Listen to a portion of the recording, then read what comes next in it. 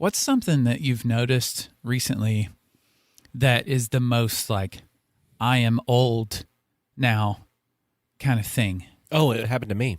What's that? Literally last night. Okay. I was a DJ. I was DJing a 16-year-old's birthday party. And, of course, with 16-year-olds come along their little brothers and sisters. So I've got these 9 and 10-year-old boys running around everywhere, and I've got my lights set up. I've got my fog machine set up. And if you don't know anything about fog machines are hot. They're very hot. They're very in right now. You're right. No, I mean like temperature-wise, they're very hot. Like okay, literally, if you touch the outside of it while it's in operation, it could like take a layer of skin. It's like 570 degrees. Wow. Yeah, it's crazy. I participated in a haunted house. I was like one of the gremlins in the haunted house when they had the fog machine going in there, and everybody that was like in there all day was like coughing up black stuff. Yeah. Fog machines can actually burn the way that. It's crazy, but the point of that is last night there were these boys playing around the equipment, and I just kept letting it happen. I'm like, okay, yeah, they're being sensible about it. They're at least staying over, on the other side of the room. They're going to come closer, though. Okay, don't say anything. They're a little bit closer now. Don't say anything. I felt like I was a victim of my own shout song that I have to play at all these weddings. Yes. And a little bit closer now. Nah, a little bit closer now. Wait, a little bit closer now. Hey! You kids need to stay away from that because that gets so hot it can take a layer of your skin off. So if you touch it, it's going to hurt you really bad. Please stay back, boys. Don't get close to the equipment. And then I sat down, and my partner in all of this DJing is my assistant, Fuzzy, my father. And I sit down next to him. He goes, old ass. You see, if you 4 boys were playing with my equipment, that would be very hot, and I would not stop you. Especially if the fog machine was going. It got all misty in here. Marcus started singing a song from the Lord of the Rings. What song would you sing if you boys were playing with my equipment? The one that Liv Tyler sings on. In the Hall of the Mountain King? No. Oh. No. It's called Houses of Healing, I believe, actually. I just made something up that sounded cool. I think that's what we're going to do for the next hour is just make shit up that sounds cool.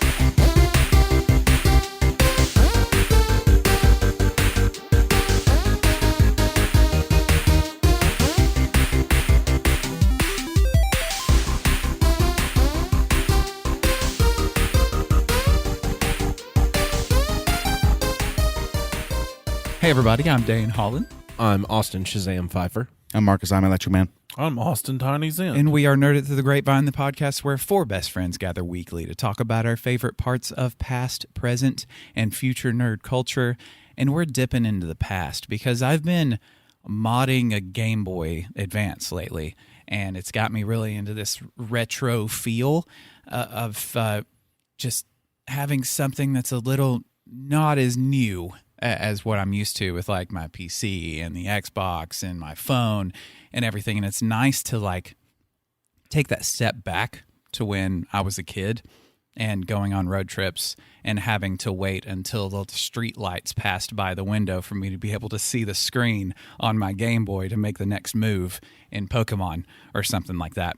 And with this new one that I've modded, you can actually like see the screen because the brightness is crazy cool. But anyway, do you guys know what kind of is most associated with retro, like what years that spans? 80s.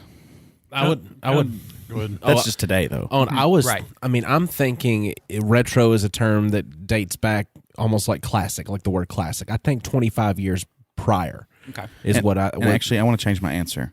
Go I ahead. think 50s. I think 50s. 50s. It would be most associated with retro. I thought of 80s right off the bat, but I think in popular culture and movies and stuff, I think more 50s, like Jetsons style stuff. Well, Okay. I feel like it depends on who you're asking, really, like generational wise. Like if you ask my sister, who is 13 years older than me, she's going to say 80s all day. Right. But I think for us, it'll be more 90s. So retro, in my mind, is more subjective and appealing to things from your childhood. It's that whole nostalgia thing. Yeah, it definitely depends on, like I said, which way you're looking at it, because what I saw online, aka the first thing that popped up, and I saw it in a few other sources kind of throughout, but generally anything that's 20 to 39 years old is considered in that retro frame. And then about Somebody do math for me. 1983. Yeah. Until 2003. So that would be considered kind of a retro, or the retro era. And vintage is generally like 40 to 99 years old. So we're retro, not quite vintage. Correct. Oh, thank and then God. antique is like 100 years and beyond. Is just if you're just looking at like those three different kind of names or titles for the different eras of stuff. And so we grew up like prime time retro. What's retro right now was our childhood and beyond that, since it goes all the way to 2003. And it's just, we do a lot of that just reminiscing and the nostalgia factor thing all the time. And I think it's because we can think back to when doing our fun things was like the main thing on our list of priorities. And that now, like, getting to do the fun thing is something you have to try to make time for. Or sometimes you feel guilty doing the fun thing because you know there's all this other stuff that you need to be doing. Like when I'm playing Overwatch instead of editing the podcast, and I just wait till the very last minute to do that. But we grew up with all this cool retro stuff. And the first thing that comes into my head when I think retro is gaming, because I think that's a word that's a combination of things that's said a lot of times with the word retro, is retro gaming. What, Austin?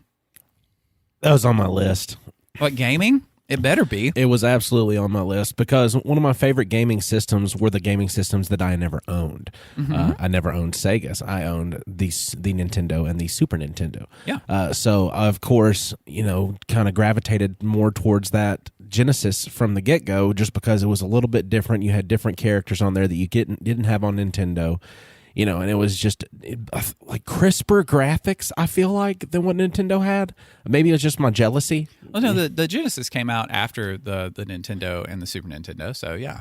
But once upon a time, not so long ago, there was the Sega Game Gear. Oh, yeah. That took the European markets and the American markets differed because they had the Master Systems in Europe and they had the Genesis in America.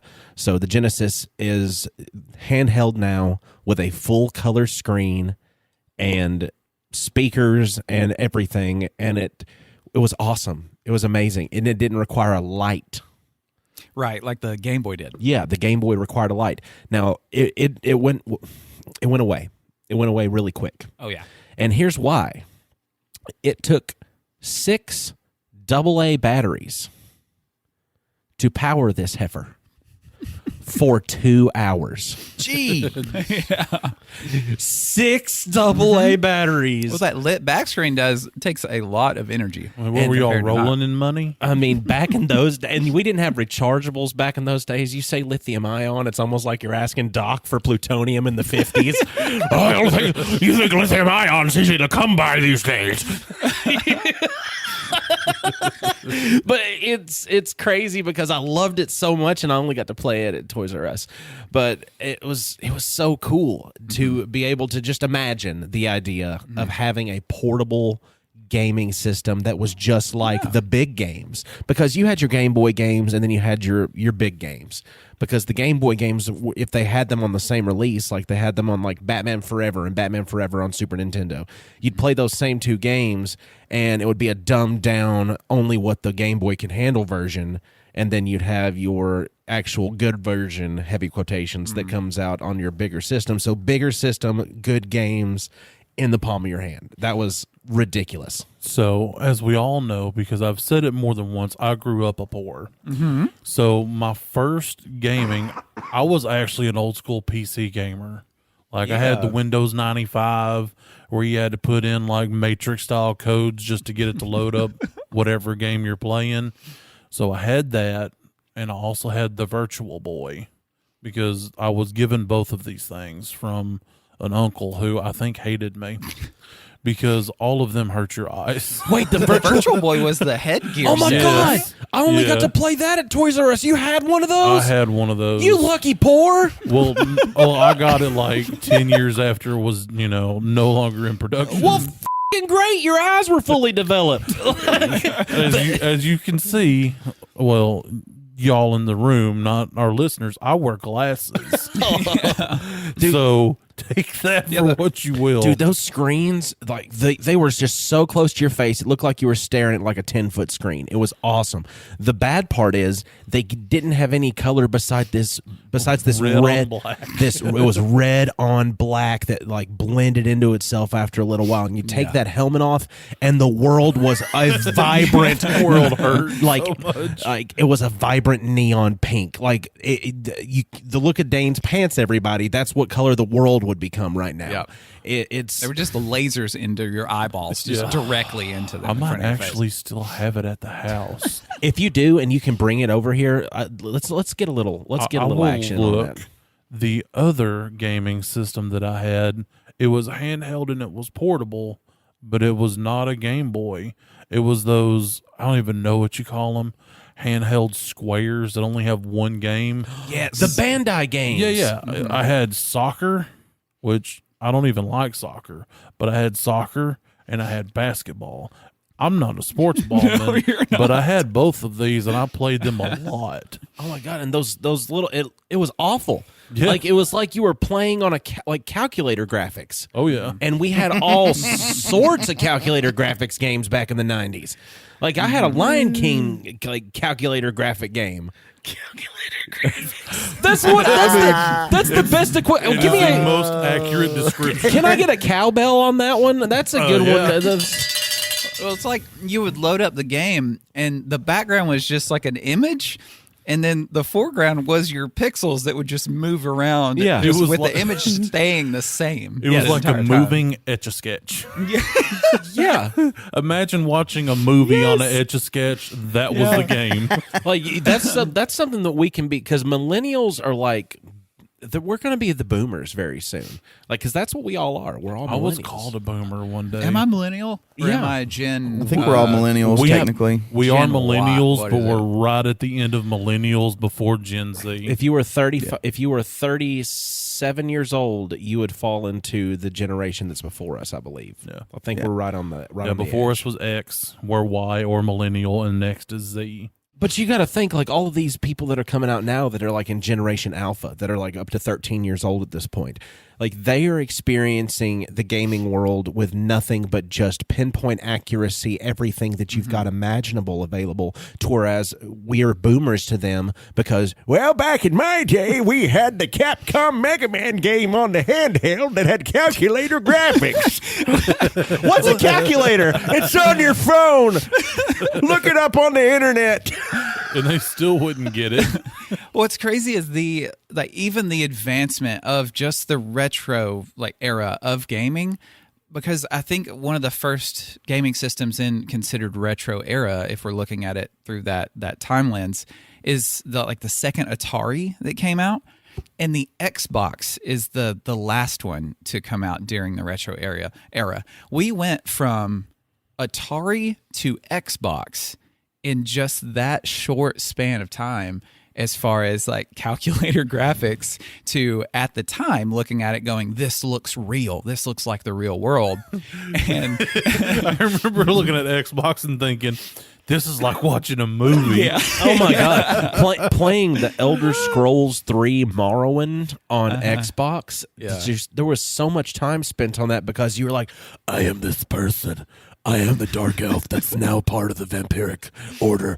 I'm gonna wait. I've got this. I'm almost achieved this. I can fly now. Look at this cheat. And everything now is, of course, insane. It really is like watching a movie. When you look at the Unreal Engine graphics that they can use now, there's some it has that trick of the mind where it's like, oh, okay, no, this isn't real, because that little detail I just noticed.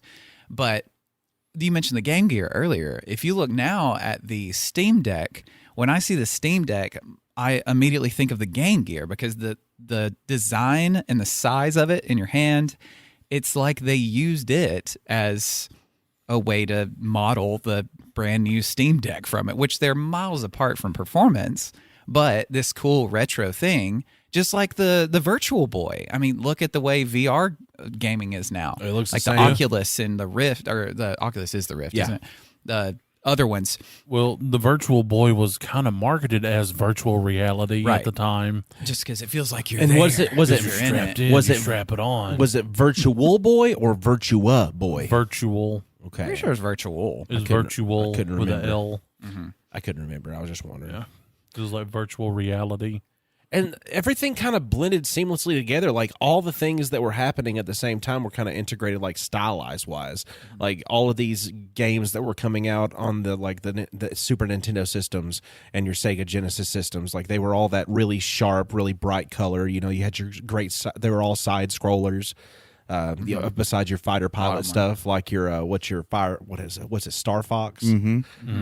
And then Nintendo 64 being included in that. And I had no idea that retro gaming would go all the way up to Xbox. So Yes. that means PlayStation 1's also included in that. PS2 is included in that as What? well as What? the GameCube. Yeah. What?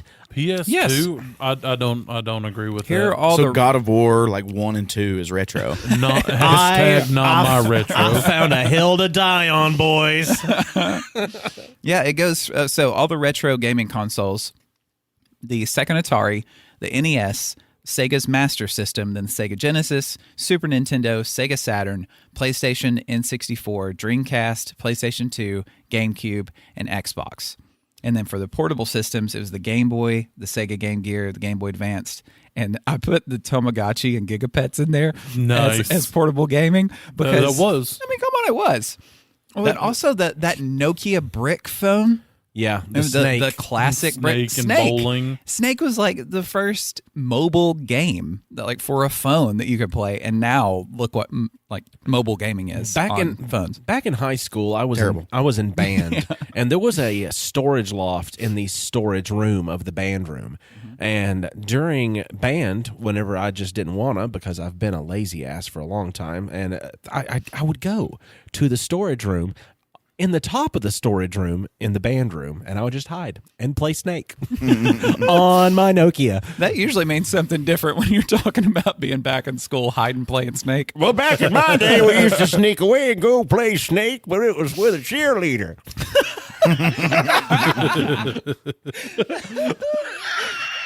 I think I always called it train. Choo-choo.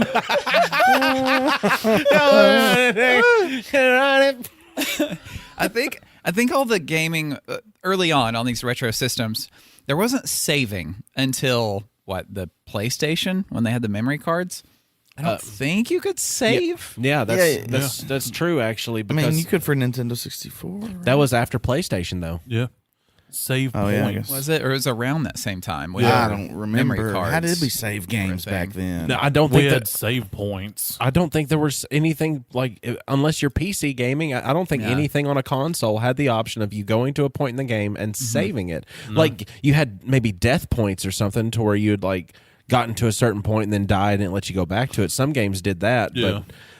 Yeah, I think the PS1 was the first one to be able to save, and that then sounds N64 and on because of actual external memory. And they were expensive as hell too. If you look back at the time of how much a memory card costed, it was like the price of an entire game. You were like paying like $70 for like a 64 megabyte storage block to go on. That your, was even huge. You I think know? they were like around 8 megabytes. Yeah, I was about to say, is what I probably around remember. 8. I think it went from like 2, 4, and 8 were the ones that you could get. And I think the way I game now, I just now was thinking about this, reflects back on whenever there were no save points. Like when I would sit down and play Sonic, I would play for hours, but I would play the same few levels over and over and over again because when you died, you just started over. Well, for our younger listeners, we have to tell them what a save point is because now games auto-save. Like you can manually save just any time. Right. See, children, gather around, let Uncle Tiny tell you about the save point. Yay! Back in the day, when we were kids and we wanted to save a game so we could turn the system off and then back on and pick it up where we left off, we had to arrive to certain locations and then save there. If you died between those locations, everything you did was for naught. There was no, I'm going to hit pause and then save. No, not unless you're at that little shiny orb thing over there. I think very few games do the save point thing. I think that's more in like a lot of indie titles that are more old school style. They try to emulate the way we played them back then too. But when it comes to like a AAA game, like you said, it's pretty much save whenever you feel like it. But I think the mindset of I can't save this and it's just restarting the same thing over again and keep playing like that, I think that has made me a lot more picky than I want to be in gaming now, because I tend to play the games that you play for a little bit and it restarts. Like I play like games of Overwatch, games of Rocket League, things like Fortnite, or even roguelikes, to where when you die, you start over at the beginning. But in roguelikes, you get to, or roguelikes, whatever, you get to start off with a little bit more than you had before, with a better idea of what you're going into. But that idea comes from the whole, like, when you die and lose all your lives, you start over at the very beginning. But now you know the levels better, so like early gaming, it was all roguelike games, because when you're done, you start over at the beginning. Right, so right. Yeah. I think that's why I don't play as many games that are longer lasting as I would, I think, if I didn't grow up with the games that I did, that I've spent more time on than anything else. One of the things I think retro games had over the newer games, like say Elden Ring, is a integrated 100% pause. Like, You don't need no pause in Elden Ring. God, do you not? No. If those early levels, It's little things like that is what makes their games good. those early levels of grinding, when you've got a piece so bad, and all you've got to do is you go to your inventory and you run to the bathroom, hoping nothing kills you while you're peeing. You got to be smart. You got to camp in smart places, dude. I just can't. Marcus Or- is basically telling you to get good. Yeah, get good. Or just like actually like exit the game and then go pee and then jump back in. What's Well, wrong with you? I there's lose my al- stride. There's also the pro strat of putting the bucket by the desk. Why stop? Yeah. Why stop playing? Yeah. Why not Like- do both? Like on a retro episode of South Park, when they would they were all playing World of Warcraft together, and they needed the bucket for Mom, diarrhea, Mom, and then he let out this big diarrhea crap into a bedpan, and she said, and she had some splatter on her face. She's like, Oh, why though? who's a good boy? I don't know these things. I was not allowed to watch them. I wasn't either. At what point was the whole, like, you know, whenever you're being told, hey, dinner's ready, get off the game, or hey, go do this, and you yell, I can't pause it. At what point could you not pause it? Or is that something we all just made up to where we didn't have to leave the game at that point? Oh man, I do remember some games you was not able to Yeah. pause. At certain times. Can like, I name them? No, but it happened at some point, but I don't know that turning point of pause the game, because at some point your parents had to realize that you could pause the game. So that's where they were able to say that in the first place. But then I'm sure they just could not understand the fact that you couldn't pause it whenever you feel it. My dad learned how to cut me deep on the video game thing, though, because he would, if I didn't respond or if I would just say something like that, he would know that I'm lying because he's seen me pause it. He knows I can pause it. So he would walk into the room and he would click the reset switch on the side of the game. brutal. My mom would just straight unplug it. Just flip the breaker. She'd Cut the whole house be like, hey, come take out this trash. Just a second, Mom. Let me get to the save point. She wouldn't say a word. She'd just come in there all sneaky spy like, crawling along the floor where I couldn't see her, and unplug that joker from the wall. Then she'd say, I said go empty the trash, boy. She's like, I've seen you play Splinter Cell before. I know how to get in this room and turn this thing off. I hope she said that while she was still on the floor, because that'd make it that much more traumatic. Just like, I told you to go. I mean, it would not have made my mother any shorter. I told you to go empty the trash. Okay, Mom. Right now in gaming and even in film and TV and stuff, the remakes are in right now, and most of that is from the retro games that they're wanting to remake for this new generation, because the popularity of the games at the time and how much nostalgia people have connected to them and how they were amazing games at the time. But now they're just so hard to go back and play. Like even Final Fantasy VII, one of my favorite games of all time, they've recently did a complete remake of that game. But it's from that nostalgia of that retro time of gaming that they're wanting to bring back the feeling of that again now. But it's hard to do that. It's hard to take that feeling and recreate it for us now, just because you can't exactly do that. You can't carbon copy the feeling you had of first playing one of those games, like Tony Hawk's Pro Skater 2, or Pro Skater 1. Playing those early Tony Hawk's Pro Skater games, they've recently created a remake for those to where they are brand new graphics, incredible looking, but I stopped playing it shortly after because it didn't have that exact feeling that I thought it would back whenever I was obsessed with them growing up. So it's like people that are trail hikers and people that are going and exploring these places that have already been explored. It's like certain people get this joy from it. They'll go and they'll see where Lewis and Clark just this is their final stake on the Louisiana Purchase. Like this large, huge, massive land. Like this is how they discovered the rest of the world. That's what they're trying to recreate with these games for us because we were on the cusp of discovery.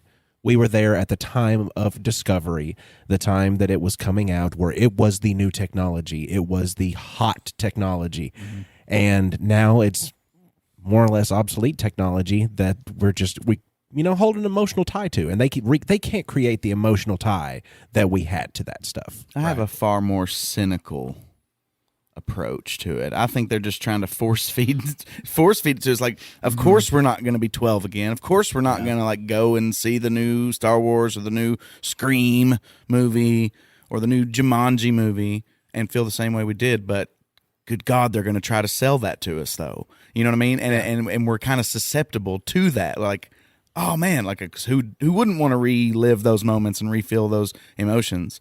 Mm-hmm. And it's like it's a selling point. That's what it is to me. And it's starting to get a little annoying, but of course, as soon as I hear that one thing that's going to be remade, I'm excited. Yeah. Lord of the Rings. Well, no, I'm not excited. That's not the one and they thing. are going to make more movies. They are literally going to make more movies, and I just don't understand how you could try to do that. Mm-hmm. I don't know. We'll see. Well, nostalgia is the easiest thing to grab a nerd by. We're obsessed with it. Exactly. It's something we're susceptible to it. It's like a are. loophole in our logic and thought. I mean, we're literally sitting in a room full of nostalgia as we speak. I was looking around, just looking at the things, and I'm like, okay, there's the Joker, there's Shazam, there's a white Power Ranger, Mighty Morphin, Power Ranger. Mighty Morphin white Power Ranger guy. The Ninja Turtles movies. Yeah, there's Austin laying on his back. That's Stone Cold for people that don't know. There's a monkey on a box. I mean, it's from the Phantom of the Opera. No, there's nostalgia all around us because that's I think a lot of our happy points. We live in that nostalgia and we cling on to those things that kind of developed our nerdisms. Kind of put us into that mindset of fantasy, that mindset of technology, that mindset of escapism through video games. And all of that's just evolved to a better, greater form at this point. But at this point also I feel like it's a little bit more all-consuming mass-wise because used to be you were the biggest nerd for wanting to do this stuff. You were the in a negative context, context. Excuse me. Well, you just combine connotation and context together, which both would work. Yeah, but it just now it's cool to be into this stuff like Overwatch that I play with Dane, and I've also played by myself, but I'm not very good. I try. I'm stuck in bronze hell. It sucks. Anyway, you keep pushing forward. There are people that play this for money competitively for regional teams that have their own logos and jerseys, and you can purchase this stuff and represent your team with how you deck out your character on the game. It's crazy what is now in a video game. It used to be you'd have video game championships and the guy who won that video game championship for Mrs. Pac-Man or something like that would not be wearing a sports jersey sponsored by Monster Energy drink. Well, there was so much more intention to whenever the first portion of these retro games came out, because you could only sit so far away from the TV whenever you plugged in your controller to the system. So when you wanted a game, you knew you would be sitting this far from the television and you would stay in that same spot for as long as you could. But now on my phone, I can connect my Xbox Game Pass to my phone and connect my Bluetooth Xbox controller to my phone and be wherever with a good internet connection, and I can play whatever games using my phone as the screen for the system in the other room. So everywhere I can be, I can game. And I think for some people that is incredible because I get to do my favorite thing wherever I go. But for me, I always fall off on mobile gaming and the idea of that because the intention isn't there. And I think I'm one of those that, like, if I can have it whenever and wherever I want it, I don't really want it as much as whenever I have the intention of sitting down and doing the activity. Yeah, I'm someone who's never been into mobile gaming, really. Maybe with the exception of, like, I'll pull out a laptop if we're driving to Florida or something just to kill the time. But I don't know, I've just never gotten into the mobile. Because like you said, it's an intent. Like, if I'm going to sit down, I'm going to pull the chair up, plug in the controller, we used to have to, and experience this for now. And then, like, when I'm going and doing it, I don't know, it's just a different intent. And so I'd never felt the need to, like, want to play video games when I'm, like, going and doing. Yeah, that's what happened with me. I think after the Game Boy Advance is whenever I fell off of mobile gaming, because there's been plenty since then. And I got a Nintendo Switch. I was like, yes, I can now have my Game Boy again, just wherever, but I can play newer games on it. It's awesome. But it's constantly docked. Like, it stays home. I take it nowhere. So recently I tried to recreate that nostalgic feeling with modding that Game Boy Advance, because I was like, wait, this is the last moment that I had this love for being able to game elsewhere instead of just sitting down. And it honestly is. It's one I want to take with me. If I go to a coffee shop, I want to take my Game Boy with me and sit there and play it. Even though my phone, I can play hundreds of games on my phone, thousands. But they have ads. But they have ads and in-game purchases, and just the touch screen is not the same as that tactile feeling of a button. And it just, I kind of stopped there. Like, at the Game Boy Advance is where my love of mobile gaming stopped. And that probably lines up with some other things in my life when I was younger, to where all of a sudden maybe I did start to have a few more things that I had to pay attention to beyond just being able to game.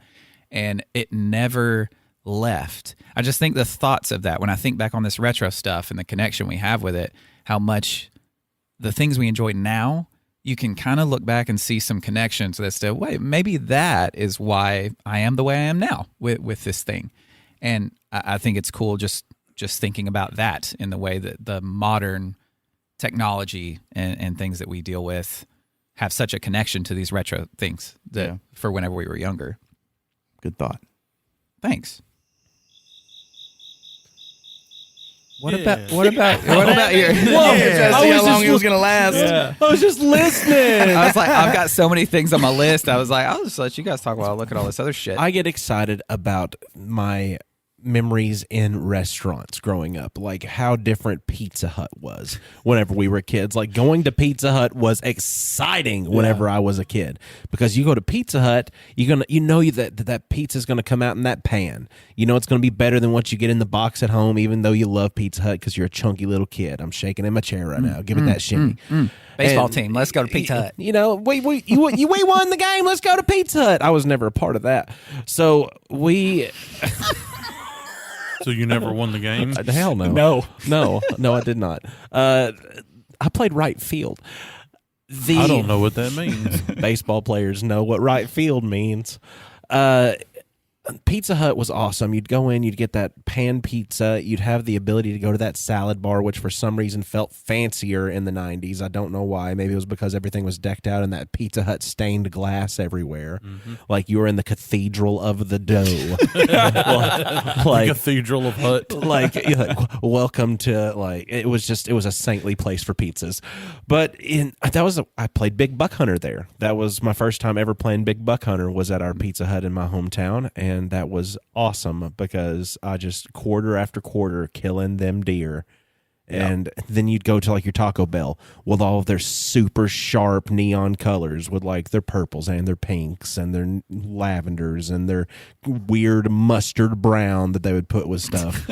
And baby poop brown. I mean, and you don't think about this kind of stuff, but you remember you say my Taco Bell experience whenever I was younger. Okay, think about this. What were you doing? You're going to Taco Bell, you're paying money, actual hand money, cash, give them money, and they give you back change, and you're like, what am I going to do with this change? I'm going to put it on the spinner. Yes. I'm going to put it on this I'm going to put it on this platform, and I'm going to see if I can win a free bean burrito. Oh, dude, I got good at that. I won several burritos. And they would honor it. Yeah. They would like, Absolutely, they would, because I'd sit there and try 3 or 4 times. You know, it didn't. You know, not always the first try. I mean, I'd always go for the empanada circle. So for those of you who have no idea what the spinner is, They at still have Taco the spinner Bell. at some of them. Do they? They do, Some of yeah. them. So it's these gears inside of submerged in water. No, And not water. I thought it was water. No, it's it's just- just open air. It was water being possible. Am I thinking of a different one? Yeah. Because there was one to where you drop a coin in the top and it floats in the water, like it sinks in the water, and you've got to try to catch it on the different levels of something inside of it. Same thing, but no water. You'd have to catch the coin on the different platforms, and you spin the platforms to try to catch But it. the trick is you always just aim for the bottom one. You just Yeah. aim for the bottom and then try to catch it with the bottom one. Yep. yeah, I would always do it not that way, and I'm going to butcher this word. That's fine. It was wait. because of centripetal force. Centrifugal. Centrifugal. Is it centrifugal? I think Centrifugal? it's centrifugal. Because centrifugal. like centrifuge. Cylindrical. Yeah. So because Centrifugal you would have to rely on Cylindrical. that force because Hexagonal. you'd give a little bit of here and a little bit of there, and then you'd watch it just slightly move the alternate direction like you're trying to spin it. So you'd have to just nudge it. That was my Taco Bell experience. I earned that 99-cent bean burrito, and yes, Heck yeah. everybody. Like 6 quarters. If you want to hear that again, 99-cent burrito. What? Well, even Inflation. back then, the insides of those places were designed because you're gonna be there and you're gonna spend time there. So here's something to do while you're spending your time inside the Taco Bell. Now, like the insides of places are not designed for you to be there for a long time. They don't because want you there. It's just get in, get out, give us your money, goodbye. They look like anxiety-ridden 30-year-olds like we all are. Yeah. I mean, I remember when the McDonald's chairs were affixed to the floor and looked like food. Oh my God! Yes, they had different characters too. They had like the burger people heads you would sit on that would spin. They had like the fry chairs. Yep. You'd go out to the play place. It was a magical world full of nothing but fecal matter that you couldn't see Yep. because they were just shit diapers crawling all around in that place all day long in the ball pit. But you get in that ball pit and it didn't matter if they touched your mouth or not. Yeah. We didn't die, but we got sick every time, and nobody asked any questions. Our parents were so True. conscious of that stuff whenever we were growing up. You know they had to be conscious of it, but they're like, I'll get him out there. He's going to get tougher that way. It was For amazing. parents, going to McDonald's was a way to get the kids away doing something while they get a bit to relax. That is not McDonald's anymore. I don't know of any restaurants or places like that can be used for that same way. I don't think they even have play places at any of them anymore. There are very few, if any. If they do have them, they're not a welcoming play place. They're more or less like this dreary side room kind of deal. That is the This is where the bad children go. Yeah, like this completely blocked off in a glass bubble kind of huge room that you have to isolate your kids in if they're going to go have some Yeah. fun. Like it's not as welcoming as this cage that we used to get into where the play places used to Right. be. Also, they used to what was it? They used to have sunrooms in one of the restaurants that Wendy's used to have these amazing huge sunroom areas. Oh, yeah. And We that- still have one, don't we? Where it's Nope. glass all the way around? No, they took it out. They took the sunroom out. they really? Yep, in the most recent construction, they took it out. We don't want you to get sunlight while you're consuming our food. Exactly. Sorry. You don't want to see our food in natural We want light. We promise you. Dave Thomas would not approve. Hey, their beef is never frozen. Yeah, and well, it's square because they don't cut corners, by God. and there's so many things that I can remember about those restaurants, but that's just because I spent so much time in them. There was so much time in these restaurants, and the toys were so badass. Hell, McDonald's, if there was ever anything that was revolving around, we're gonna sell some toys. It wasn't always in like Walmart. You were worrying about the toys. You were worrying about what was in that Happy Meal. Mm-hmm. Especially when the Beanie Babies come out, bro. Jesus. People be lined up everywhere. Got to get them Beanie Babies. We got to get that one that'll pay for my kids' college education. Well, honey.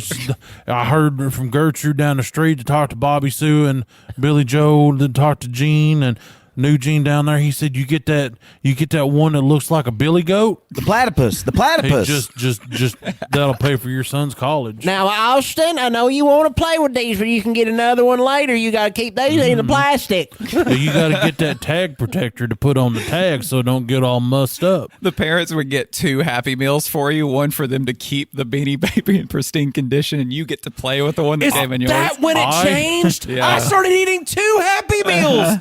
I thought they just got bigger. Did they turn into big kids meals at any point, and I just misremember something? Oh no! I think go ahead. No. Yours I was only allowed to look at the Beanie Babies because that's how I was going to go to college. Oh yeah. I put them up on the shelf, get that little plastic thing to put the tag in, and now I know how they look, but we'll go to the store and get you one of them like rat looking things. It'll be cool. So I was gonna say, I think I recently watched like an episode of Dark Side of the 90s or something. I forget where they streamed this, but one of the episodes was on Beanie Babies, and apparently Beanie Babies was one of the first like products to try to sell their products online, like to have like an online store for Beanie Babies. It was just interesting if you find it and want to watch it. It's called Dark Side of the 90s. I'm pretty sure. Yeah, already it sounds awesome. Basically, in Freemasonry, we like to do a lot of cornerstone ceremonies. Yeah, I bet you do. And foundation stuff. So I bet you do. A lot of big public buildings, you'll see cornerstone, foundational, Freemason symbols. What's the significance of that? Well, that's just saying because Beanie Babies were the cornerstone foundation of eBay.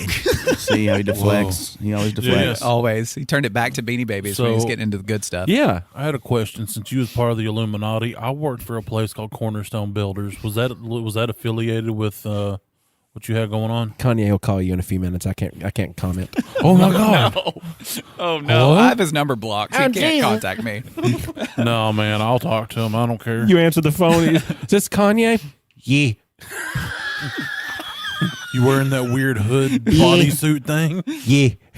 The Beanie Babies, and then I think to like Tickle Me Elmo, just this mass hysteria of get this product, consume this. Furbies were another one that all during this retro era to where it was this product must be purchased, and the places could not keep enough of them in stock because everyone wanted one. People got in fist fights over Tickle Me Elmo. Yes. And the kids couldn't get one for, Christmas or whatever because there were no more available. That's when we get the Turbo Man movie. Yeah. All because of what had happened with that. When, like the Schwarzenegger movie. Where Jingle All the Way. Yeah, Jingle All the Way. Thank you. There was a Turbo Man toy that they were being sold out, just like Tickle Me Elmo's. And I don't know. If I would have been the age I am now back then, I would be able to see the marketing aspect of that and the way they were turning it on people to where, no, your kid has to have this. And your kid sees that message, and then the parents see that message. And then that became just kind of the standard for a lot of stuff beyond that. It's just... Yeah, you have people sizing each other up in line. Like, yeah. If it came down to it, do you think I could take that guy? We used to make big money on eBay because in the emerging days of eBay, to get photos onto the internet, you had to purchase a floppy disk camera. And the floppy disk camera would take digital photos, automatically put it on a floppy disk. You insert that floppy disk into the computer, and that's how you got your photos onto your computer. children, a floppy disk is probably a 4x4, maybe slightly bigger than a slice of Wasn't cheese. even a small floppy? No, it was a full-blown floppy disk. Full floppy. It was a hard floppy, if that makes any sense, because you had the floppies. It makes zero sense. Well, They're opposites of each There's other. the floppy, and then there's the hard floppy. The hard floppy had the metal slider that you just slide it back. Sometimes the floppies had the floppies on there with the metal slider. slides. But anyway, you had the floppy disk that wasn't floppy. It was the thick hard floppy. .com. So that was the smaller one. The thick hard floppy. So we would upload pictures onto eBay, and we would sell so much stuff. My dad sold like 7 original Kiss albums that he had collected from a record store he had worked at whenever he was a teenager, and they were still in the original plastic. It was before barcodes were even invented, and he sold them to the leader of the Kiss Army on eBay. And it was incredible, like that kind of stuff. But eBay is where it's like all of this stuff originated. Like all of these big fads originated, I think, because they got that online presence, like the Beanie Babies did. Well, it's where you can see aftermarket prices. Oh my God! It's because if you just without eBay, without being able to see how much these things are being sold for elsewhere, all of a sudden what they're actually worth, like what the materials itself are worth, means nothing anymore, because now you're getting to see how much people are paying for them. Furbies were nuts, dude. Oh yeah, Furbies on eBay were going for hundreds and hundreds of dollars. I wanted this one specific one that had a college graduate's cap on. I don't remember why I wanted it so bad, but my you mom wanted to aspire to This be is the smartest that Furby. one. Yeah. Now, okay, can we talk about how that was such a freaking lie that everyone was talking about how they're supposed to like talk to each other and know each other and learn? Yeah. But they didn't. No. They just made noises. They made noises. They had like a motion It sensor. was called Furbish. That was actually the name for it. That's. I mean, we know from experience that is the stuff of nightmares. Whenever the batteries start to go low on your Furby, Yeah, it is. because it would go from that really high pitched joyful, like Ooh, muka niti, poo poo pika gaga. it would go from that to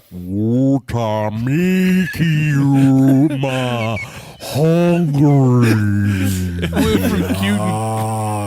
It went from cute and cuddly to satanic ritual. They were awesome. Oh man, I think that would be the world's greatest horror movie twist. Like we can make an M. Night Shyamalan like twist movie that's just nothing but a dying Furby in the closet that somebody forgot about. It's got to be the modded Furby. I The wanna- long Furbies. With some almost We dead have talked batteries about the and a modded long Furbies Furby. before. Yes. that'd be Furbies so are a good. recurring thing for the show.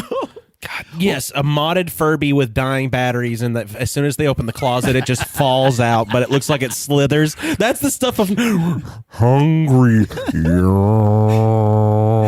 With Furby, they were like, how do we make a Beanie Baby with electronics? And they said, well, we'll do this, and we'll sell them the same way. We'll give them little hats. We'll make them different colors. We'll make them look just slightly different from one another. They all do the exact same thing. Nothing, but we'll make it a thing to where you have to have all the ones in this line to where you can collect them, and one day they'll be worth, thousands of And dollars. this one's best friends with this one, and this one hates this one because it was talking bad behind its back.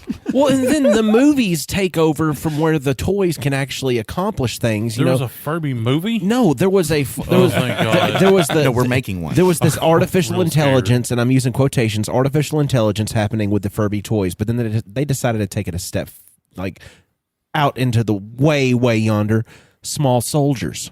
Good retro movie to where they use military grade intelligence chips for homing rockets, or honing rockets, whatever they are. But they would use that. Homing? Sure, they would use that in the toys, and they would bring the toys to life. And they had no explanation as to how this stuff would work, with technology. There's like magic and science. Computer chip, your toys are alive. Rob Schneider is. Well, to me, it was like the horror version of Toy Story, because it was set in the real world with these toy soldiers and stuff. And I think it has to do with the fear that I have now of seeing like the clip of the Buzz Lightyear at Disney World or Disneyland, and just seeing the way they move real, like I'm getting like weird chills right now thinking about it, but just the way they look real, like a big toy that is alive. And I have a fear of that, like a real fear in the back of my head. And I think Toy Soldiers is the reason that exists today, because for some reason that movie scared the shit out of me. Dang, I love that movie. Where Toy Story didn't. I liked it, but it still scared me. Dude, have you seen Toy Story 4? That one's pretty terrifying, actually. Archer was so cool, though. He was the leader of the He Gorgonites. he looked kind of like a puppy dog. I am Archer, leader of the Gorgonites. It doesn't make sense, but it doesn't make it any less true. The soldiers are in the trees. And you had that's wind. and you had this, like- what is wind? You had this downtrodden kid that like just needed some friends, so he goes off and he slips on a pipe and then he falls down this whirlpool and then he hits. Wait, Land of Tao. Wait, that's a different movie. That's Warriors of Virtue. Also a retro movie. Yes, stupid ruse. Well, cassettes, like cassette player, or not cassettes, but VHS, like VHS players. It's retro technology that some people even now will collect VHS or even CDs. Like CDs are retro technology now. That's nuts. When I worked at the kitchen, I worked with a man. I worked with Tom. He told me that VHS cassette tapes were the premier movie viewing experience. Is that right? That is correct.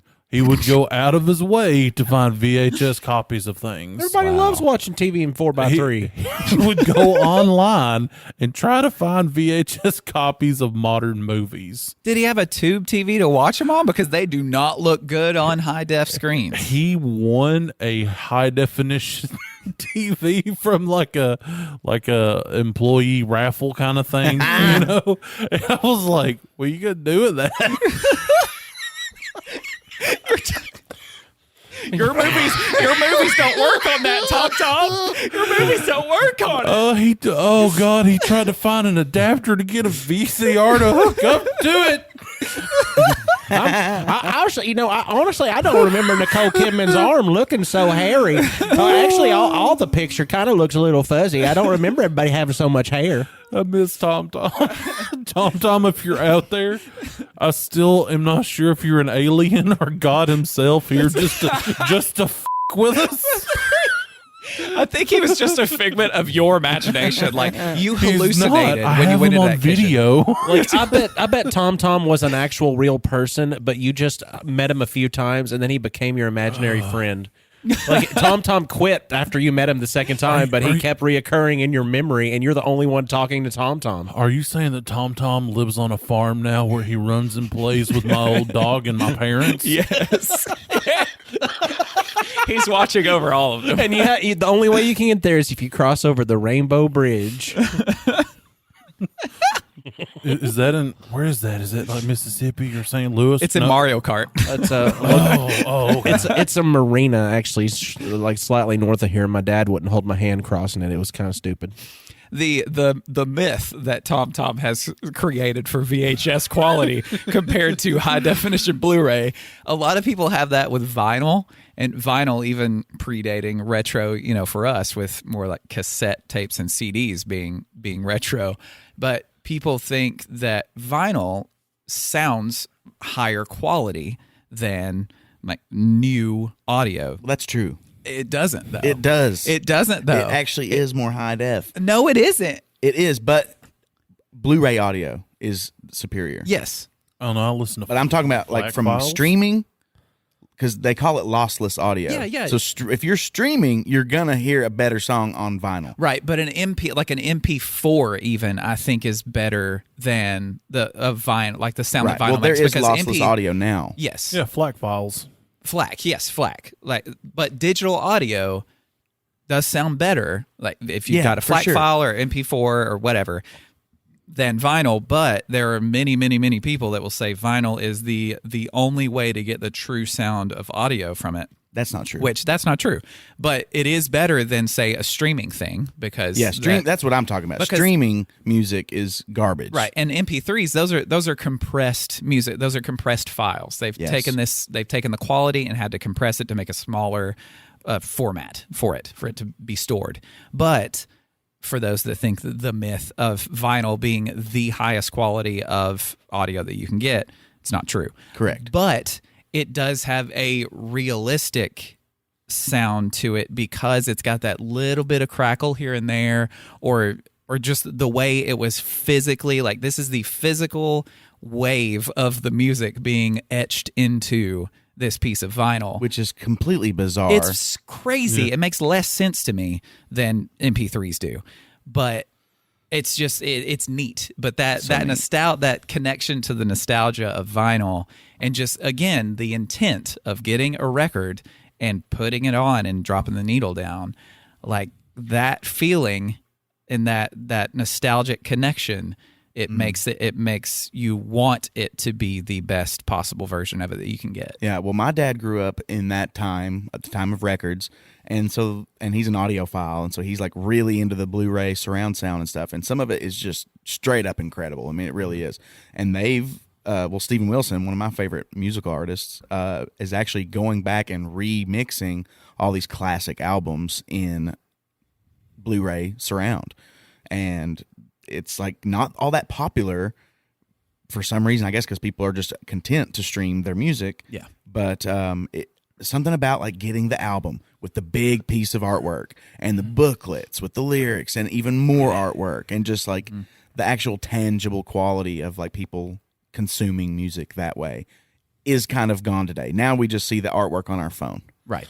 And then you buy the Pokemon, the first movie album on CD, and you get the Pichu card that he's never existed before. You saw that card, and he's Baby Pikachu, and that's how you get. Yeah. Well, there's more effort put into it, like you said, with this album art, like on a vinyl record, and the insert in that with like the lyrics or the songs, and then all the contributing stuff, all that information. It was something they knew that people were going to get their hands on, so it's got to stand out from other things. You have to see that in the store and physically want to pick it up compared to something else. And that intent, that physical like connection to this stuff is gone. Like it's not a thing anymore. And also that's changed the way artists put out their music, because now it's just singles, and no real thought given to like, hey, let's put together a good album. Now it's just like, let's put a bunch of singles on the same CD or on the same playlist, essentially. To be fair, when records and stuff come out, there was a lot of singles then, too. Sure. And you'd get the LPs and all that stuff, but there was a lot of singles, so in a but way, it's almost going back. But in the effort, and the goal being to get a studio album. Right.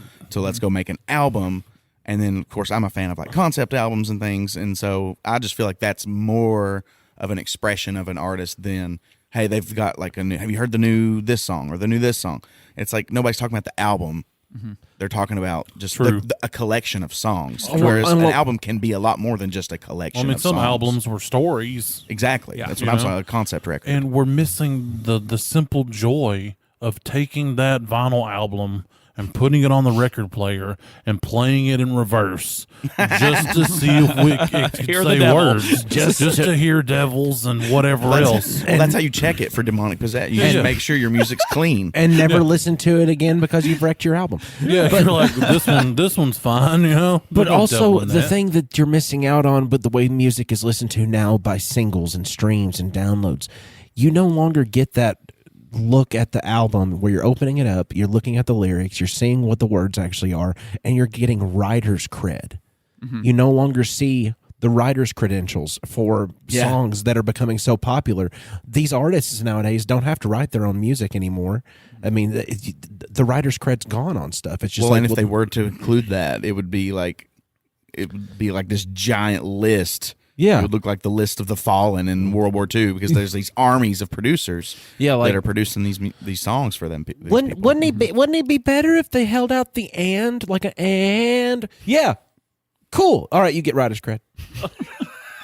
Well, and video games are the same way, because back whenever we would get a physical game from the store, the ride home and being able to flip through the booklet and just see the different like concept art and different little screenshots and different just instructions and all this cool information about the game. You weren't just buying the game, you were getting these extras with it that you could enjoy while you weren't playing it. And now the only time a game really comes with something like that is if it's some special edition version of it, or if some gaming company brings out a game that's like more retro style, to where they're like, well, this is more of an indie game, and we want you to have that experience you did from before, where you get an actual booklet with it.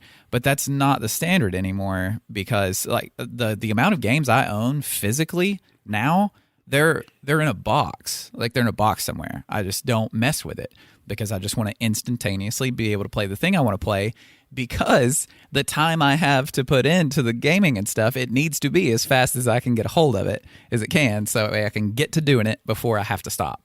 And the whole being able to have the little booklet with the game is something that all gamers just want that again. It's your tutorial. Like you had your tutorial on the car ride home because you done popped that sumbitch open. You started reading how to play. It'll teach you the game button mashing. It'll teach you your combos. If you wanted to know how to play any character in your Mortal Kombat game, you just had to open up the game booklet. It'll tell you all their secrets, their combos, their fatalities, their brutalities, their friendship. But now that's all in game. It's in the menus. Well, see, with the booklet, it was so superior because you could lay it on your leg and like glance down at it. You wouldn't have to pause, go through 37 menu screens and 47,000 fucking selections to find the character you're playing, to go through 3 more windows to open up what their combos are. No, it's so much better to just to keep your eyes on the screen, because you still have to flip the book and like find the page, and then you're going to lose the book and it's going to fall off your lap. Here's the thing. I got peripherals. I use my periphery. He's got one eye that can look down at the book, and the other eye still doing the I thing just on like the screen. lizard eye it. That's why he wears glasses. Yeah. The mentioning of the streaming of music, that has turned to gaming as well, because now you stream games. Now there are games like on the Switch. There are games like Control, to where it's such a big game and it's so demanding. The game itself isn't even on your system. You're cloud streaming this game that's being run on a server somewhere that can handle the load of it. So you're streaming games now too. I mean, think of like Game Pass. Like that's something that they can remove that game from you whenever they want. And they do all the time, to where they'll take some games off and put some games on. But ownership is something that's now even a retro idea, because I don't own really any of the media that I have anymore besides, my board games. Because if I stop paying for Spotify, premium or whatever, I now have to have the ads with it. Or if Spotify were to go down, all the music that I quote unquote have because I pay for it is gone. And you're not paying the artist. No, the artist is getting hardly anything from it. And also like the games that I own that are digital, that I've bought from Steam or Epic or wherever, whatever game company you buy them from digitally, if they were to shut down that whole situation, I no longer have access to the games. They're taken away forever. And the ownership is vanished. It's vanished. Like you get the concept of ownership, you get that illusion of ownership, but it's kind of gone. And that's what's brought a lot of people to pirating, because when you pirate a game, as long as it doesn't have to include online, connection to play the game, which a lot of games now do, which is another big stink in the gaming community, that you have to have online to be able to, connect to the game. But people will pirate stuff just so they can own illegally own a copy of the thing that they have digitally. And probably because they can't afford it either. They ain't cheap. No, they're not cheap at all. And it's just, it's weird to me to think that all of my stuff that I have digitally could be taken away from me at any moment, and there be nothing I can do about it. Because in a lot of these things, when you download them, in the fine print of the user agreement, all that stuff, this can be removed from you at any moment, and we are not at fault for that. And that's wild to think how much money people have spent on this stuff, and it could just be taken away in a moment's notice. Kind of like Ultraviolet, where you'd buy movies from the Walmart and then have the digital copy. For a long time, I went to a service called Ultraviolet. And guess what happened to Ultraviolet? It no longer exists. Oh, really? And Walmart now partners with Vudu. So they have like a legacy thing where you can have access, but guess who don't remember any of their login information? This guy. So guess who can't get on there and access his stuff? This guy. That's great, and you can't just So contact that that's company. an example of that. Yeah, Yeah. Well, even then, I'm sure some people would buy it, and then they're like, "Well, I can get some of the money back on this by selling the physical copy and just keep my digital version of it." And then if that's taken away from them, it's like, well, now I'm just out all of it. We were willing to sacrifice our body for the good of the game whenever it came to video games, retro stuff, because I mean our eyesight would be poor from playing our Virtual Boys. Of course, it drove you into just everything's pink and now everything's blurry, so you have to wear glasses. You had to sit in the floor, hunched over to play your video games because you there have- was or- no chair close enough to You it. have No, alligator never. eyes. Or you had the opposite of the Weirzy neck, the nerd neck we spoke about before, where you hunch forward, and you had the drowning turkey neck from where you were standing in the video game section of Walmart, staring up at the television that they had the demo set up on, because you're not gonna get this video game, so you're just gonna play it as long as your mom is shopping in Walmart. Yeah. So yeah. You just stand up and you would have your neck completely rested on your back. It's like whenever you hear like a boomer say they just don't make them like they used to, or I wish this was like, I miss the good old days. For us, we can see the good parts of the good old days of the retro, gaming, which is a lot of what we've talked about. But we also are able to realize how much better a lot of it is now. That you can look back and see, well, this, and this were better, like better concepts for us, like the ownership of things and being able to physically have the thing.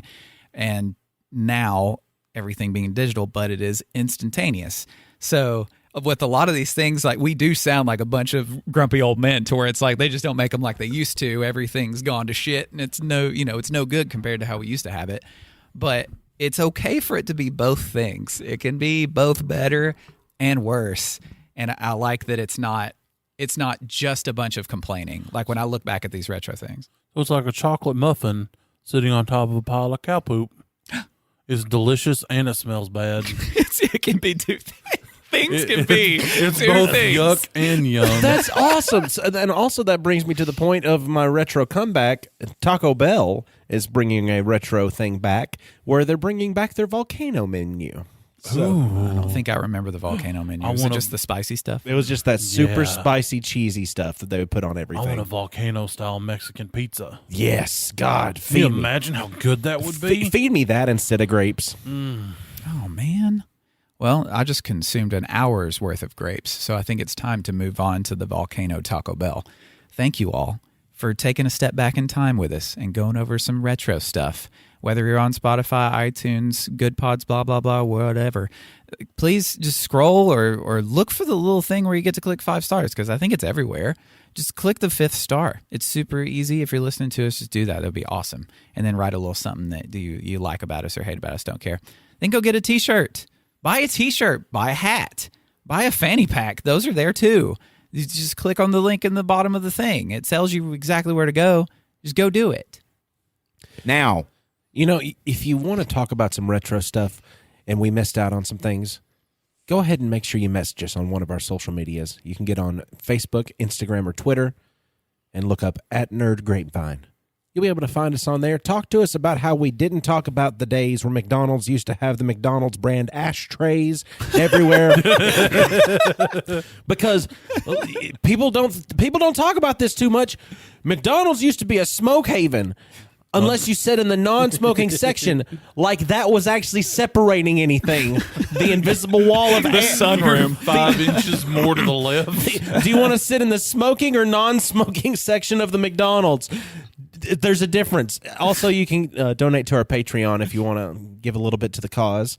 You'll receive a shiny holographic Nerd at the Grapevine sticker and be able to unlock future content that we will release. I promise you it'll be there and you'll get it first on Patreon. You can look up Nerd Grapevine on Patreon. And whatever you do, don't talk about how you snuck cigarettes from those ashtrays whenever you were little and smoked them just to spite your parents, because that would cause them to have a little bit of... Dane, when you say fanny pack, are we going with the American or European definition of the word fanny? I believe American. So it goes on your booty? It can go on your booty. It's multi-use. You can put it on the side. A lot of people nowadays are wearing them crossbody, like they go across their body. I've considered doing that. They're great, but I mean, it is just a fanny pack. Yeah, right. But you can also find us on Discord. There's a link in the description. You can talk about just whatever you want, nerdy stuff, retro stuff. Just hit us up, and in about a month, we're going to start another TTRPG on our Discord. It'll be Starfinder. Throw me a message. You'll have a seat at the table. Spots are limited, so please reserve your spot. And if nobody, messages me, well, then I guess we'll just not do that kind of thing anymore. It's a lot of fun. Y'all should do it. It is a lot of fun. We had a blast in the last one. We did. A big old shout out to John Lamb. A big old draconic blast to the face of a bard. That's what got a blast. That's exactly what everybody wanted to see, was me get melted. Absolutely. He got a full facial of lightning. We're on there live, uncut, uncensored, and irrevocably circumcised. Oh, I hate you for that. There's no way to follow it. You can tell everybody we're on YouTube. Yeah, I guess we are on YouTube. We play video games sometimes. A long time ago. Creating characters. Yeah. So yeah, when life gives you grapes, Dane. I'm going to digitize it. I'm going to take it and I'm going to turn the grape into a bunch of ones and zeros. The zeros are going to look like little grapes. The ones are going to look like little stems. So it's going to be a bunch of ones and zeros, a digital grape. And then I'm going to put it into an MP3 file, and I'm going to put that MP3 file onto my retro iPod. And then I'm going to take the corded headphones, which are now a retro idea probably, and I'm going to put that in my butthole. I'm going to listen to what the grape sounds like as music that is also digital. And vibrating inside of you? Yeah, well, I'm going to crank it up. I'm going to put the bass all the way up. It'd be like a grape and walnut pie. Who remembers those suckers you could get at Walmart where you bite down on them and a song would play? Song would play? Oh, yeah. And that's what you thought about when you thought about Dane's ass? Whatever kind of sucker you could do. Well, if you could put it in your mouth, why couldn't you vibrate it? Hold on, are you going to put Dane's ass in your mouth? Because that's what I just heard. No, I want Dane to put one of those song popsicles up his asshole. And then put it in your mouth. Grape flavor, baby!